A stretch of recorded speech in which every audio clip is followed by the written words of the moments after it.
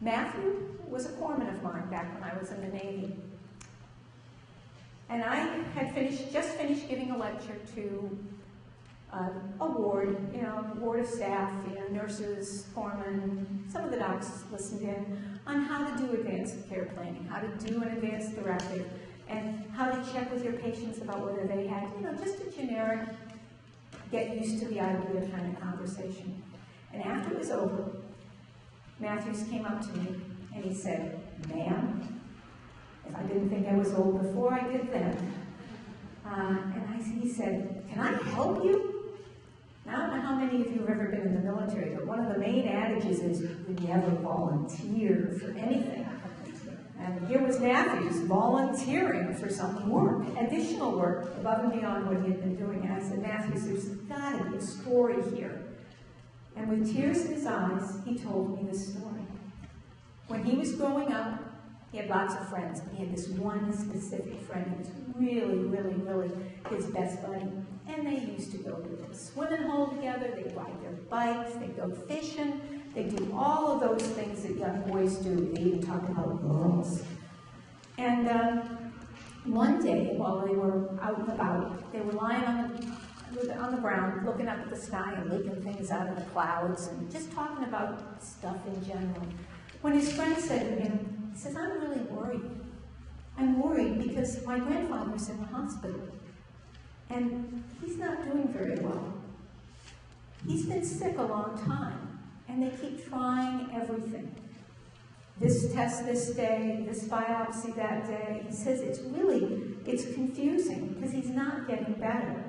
And he keeps telling me he wants to stop and just let nature take its course.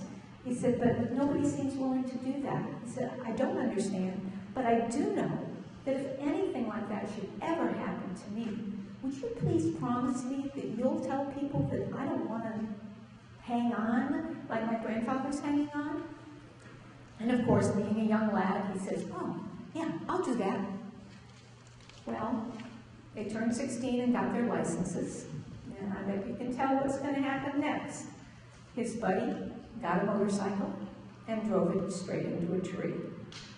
Straight to the ICU, through the ER.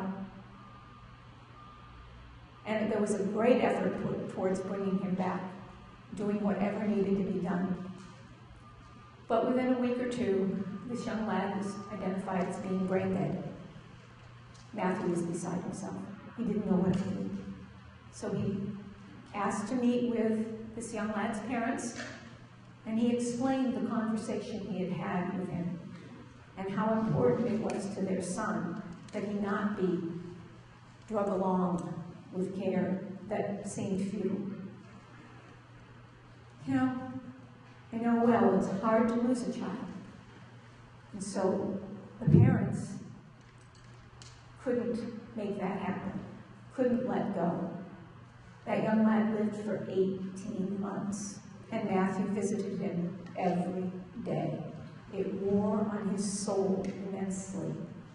And Matthew said, "The one thing I promised him before he died, even though he couldn't hear me, was that I would make sure I shared his story with everyone I knew and encourage them all to put together advanced directives so people know what they want.